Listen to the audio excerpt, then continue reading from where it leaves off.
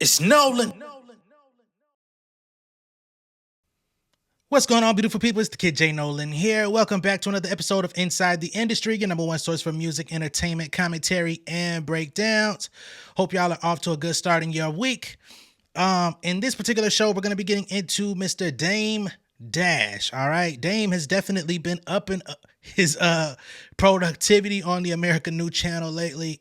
Just about every day he's uploading new content. He keeping up with niggas like me and shit out here, man. It's going crazy, you know. And a lot of his content, I ain't gonna lie, has been either talking about Diddy or his disputes with Jay-Z, right? Now, in a recent episode and upload that he did, he came out and he's wondering why Kevin Hart has not been very open in speaking about Diddy or speaking about the parties and things of that nature. I do believe that Kevin Hart was actually asked by TMZ recently about baby oil and the Diddy parties and stuff like that, and he basically was like, wrong person, wrong question, basically saying he has no comment, nothing to offer to that conversation, right?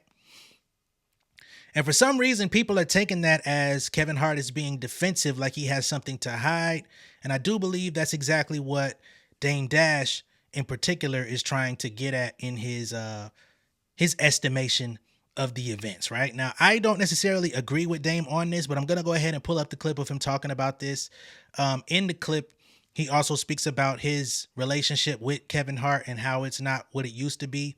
Dame Dash has been credited as one of the first people to give Kevin Hart a chance, giving him that movie role in Paper Soldiers back in the early 2000s. That was before the Soul Plane gig and everything like that.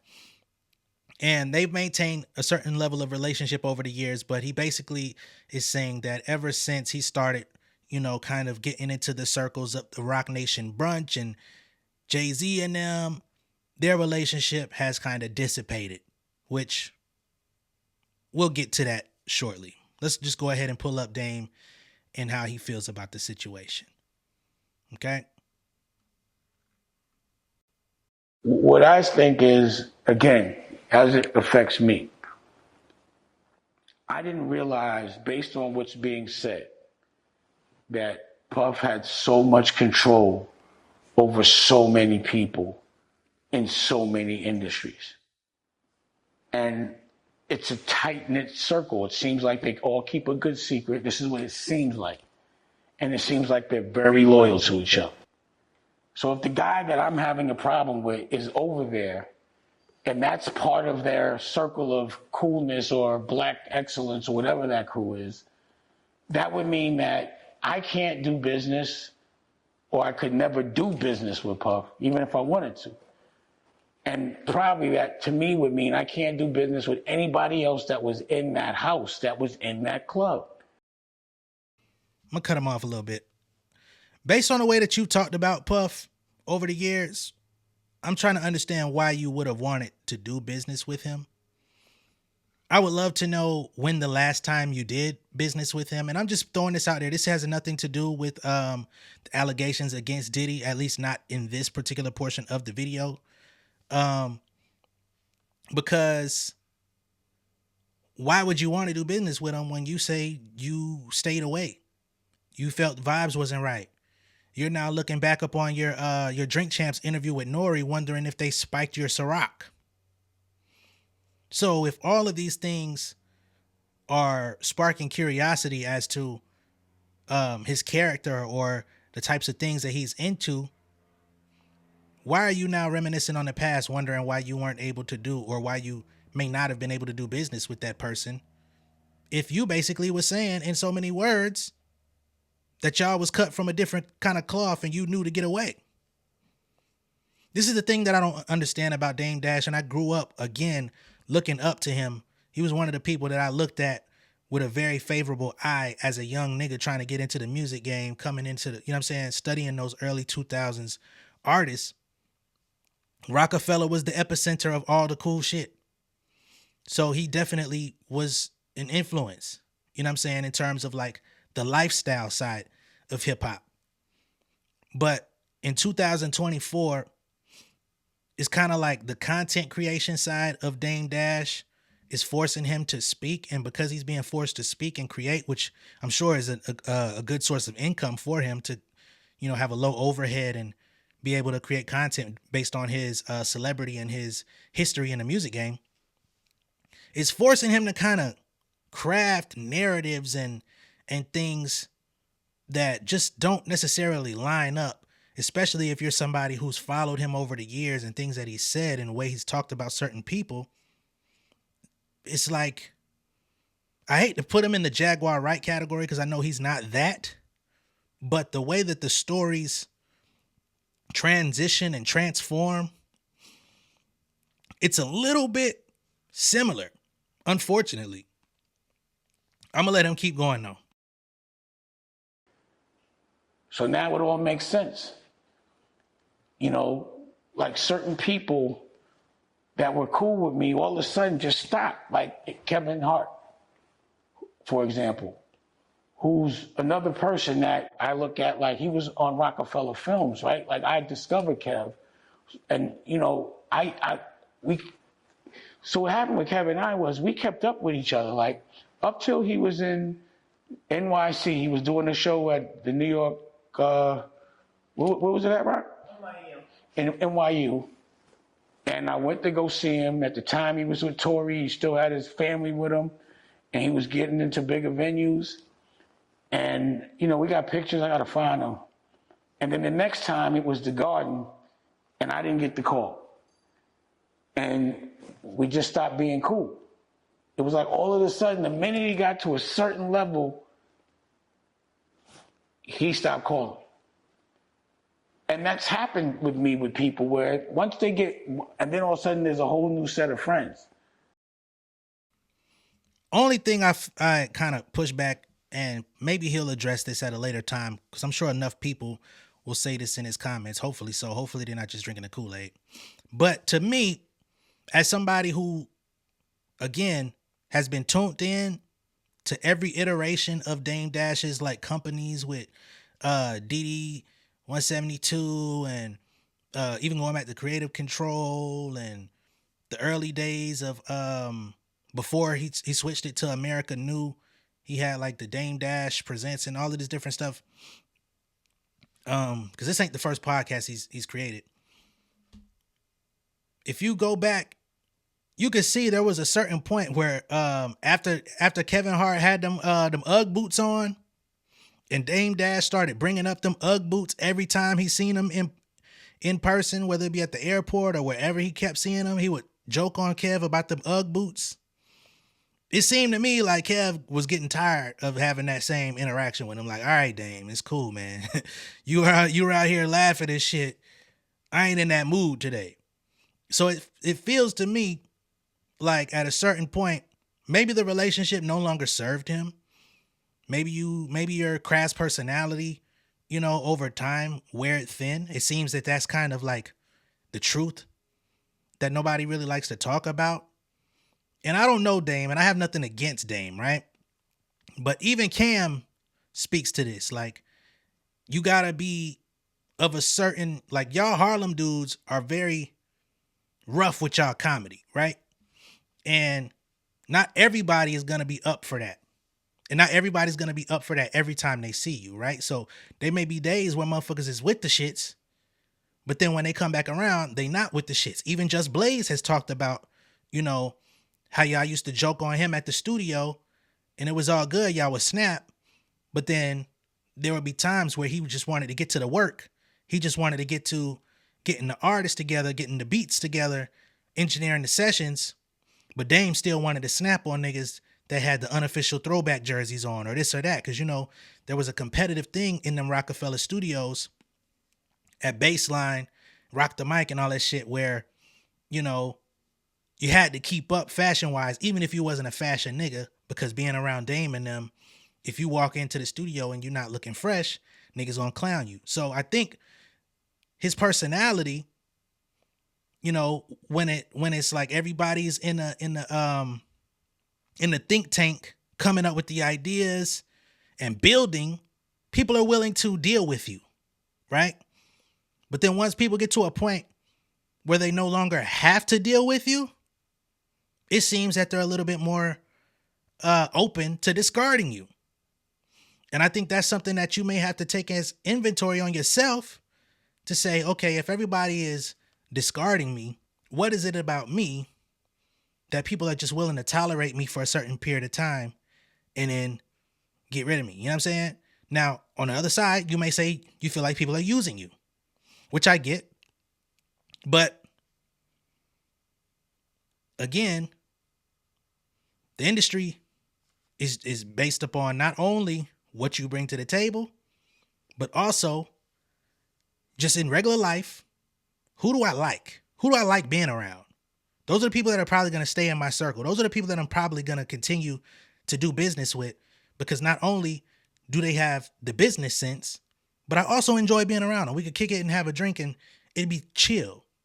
It seemed like he'd be a little bit too much on the snapping, the jokey joke shit, but then when niggas start joking on him, he gets defensive and want to get loud. And I think that wears thin on people. But I'm going to let him keep going. And now I see him over there. Like, I didn't know all this, but I see him over there. They got the tapes of him at the party with the mic, and when people ask him questions, he's real serious. And I'm like, damn, what the fuck is going on? Kev was over there too. And now, if I could ask him, I'd be like, yo, what the fuck you was doing over there? Like, because I've known these people for 20, 30 years. So I could, we talk like that. So it wouldn't be like an uncomfortable conversation. You're a comedian. I'd be like, yo, you had the baby or you was next to the bed. Like, you got to tell me so. And why are you being so quiet about it? You know what I'm saying? But again, it all makes sense. It'd be like, well, how come all of a sudden it was just all of a sudden you new friends? So what it leads me to believe is, if you're going to be friends with those people, they make you choose a side. And there's a lot, I'm like, damn, I got to do, like, literally my instincts were right. I really have to do everything on my own.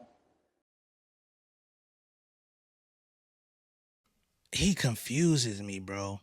He confuses me because now he's saying, I really got to do everything on my own. If you go back 10 years, you go back 15 years, Dame Dash's mentality has always been, I'm going to do it on my own.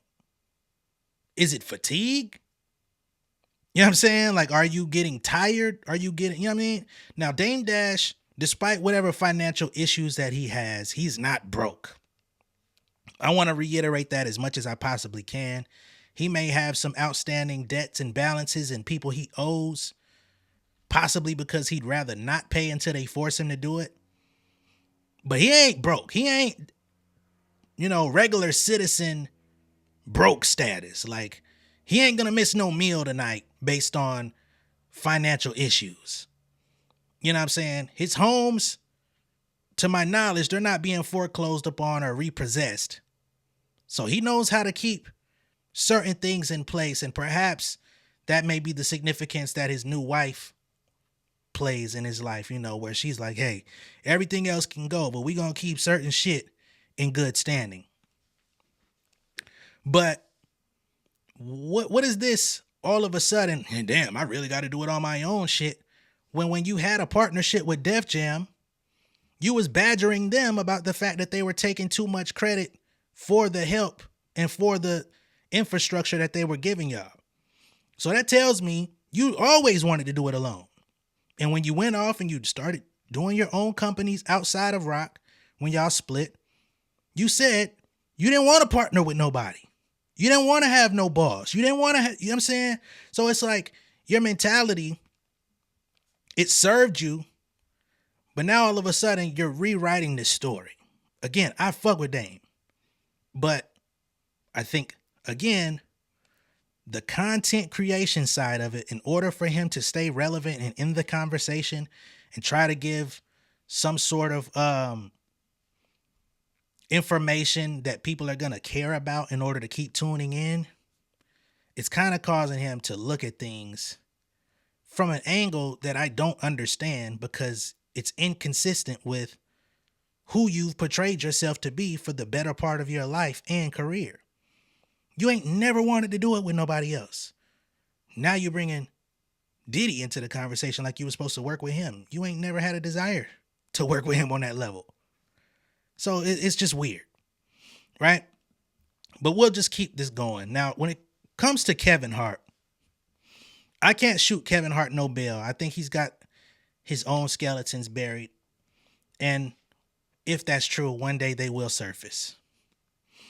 But as it pertains to Kevin Hart being defensive or serious when being asked about Diddy, I don't think it's a laughing matter, right?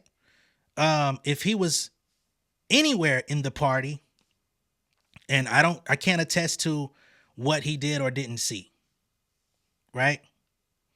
But let's just go with perhaps if he was in on, the freak offs, I don't think that would be in his best light to come out and say, hey, I was in the freak off parties when TMZ asked him, right? Number two, what is the delineation of a freak off party, right? Because there's the consenting side of it, and then there's the non-consenting side of it, right? We don't know who Kevin Hart was with if he was in those parties. Could have been completely consensual. And then on the third side of it, what is Kevin Hart supposed to say when they say, hey, did you have any baby oil or this and that? While Diddy is on trial, well, not even on trial because the trial ain't started, but he's under investigation. He's sitting in the jail, but the case has not been closed. It is not over with. All of the totality of the facts have not been presented. So if Kevin Hart comes out in the preliminaries right now, where everything is still just like in discovery mode, and starts saying, yeah, man, that shit was crazy. It was 1 million baby oils in there and this and that and this and that. And let's just say by some wild turn of events, Diddy gets off. He's going to look kind of crazy. So in the meantime, in the interim of all this, it's best to stay silent because people in the industry, what they're doing is they're sitting back and watching and seeing, how is this shit finna play out? And while we're figuring that out, I don't got nothing to say about Diddy, negative, positive, or either way. We just gonna see how this shit play out. And it's gonna determine how people come out a year or two from now after this shit is all concluded. That's just how it works.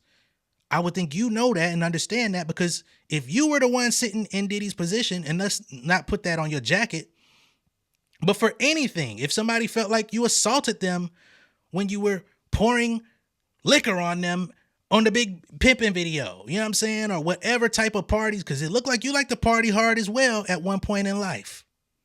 And if somebody comes out and says, hey, Dame Dash was not all the way on the up and up with me, how many people would you want to come speak out in the industry that you work in against you before all of the facts have been presented? I don't think you would like that. You're the founder of the Chatty Patty name.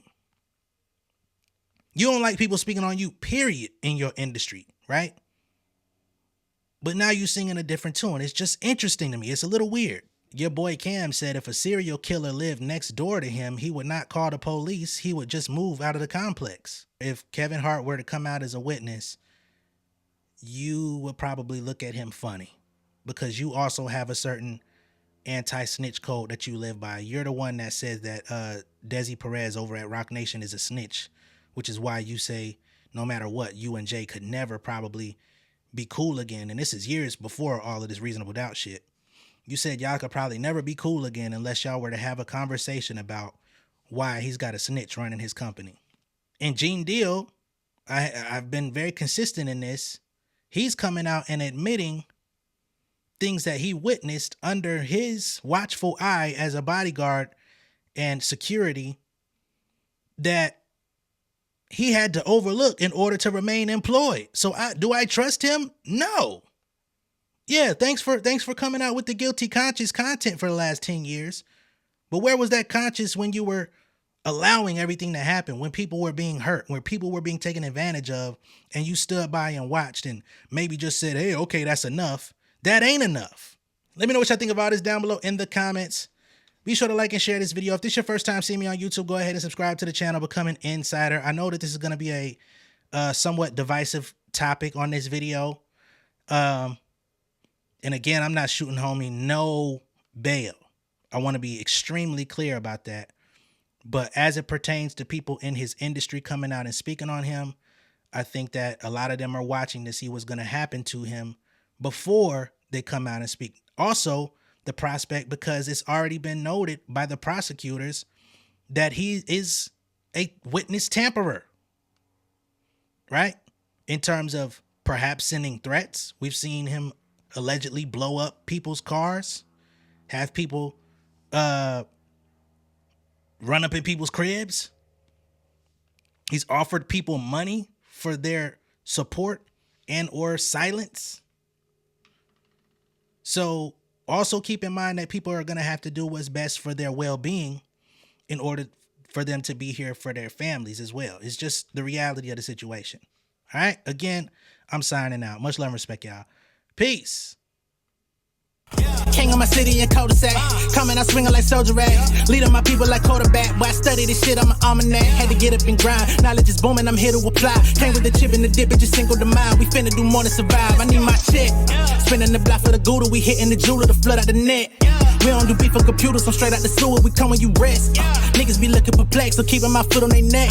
No map, I trust my gut for the quest. With drama, I'm fully abreast. I was ready for years and they doubted me. All of a sudden they tell me they proud of me. I been dropping these haters like calories. Cross them out, I came back with some batteries. Stand for my honor, but too raw, no corner. Packing the stick with a drummer. Wanna catch my bad, won't fumble. I done came too far to be humble.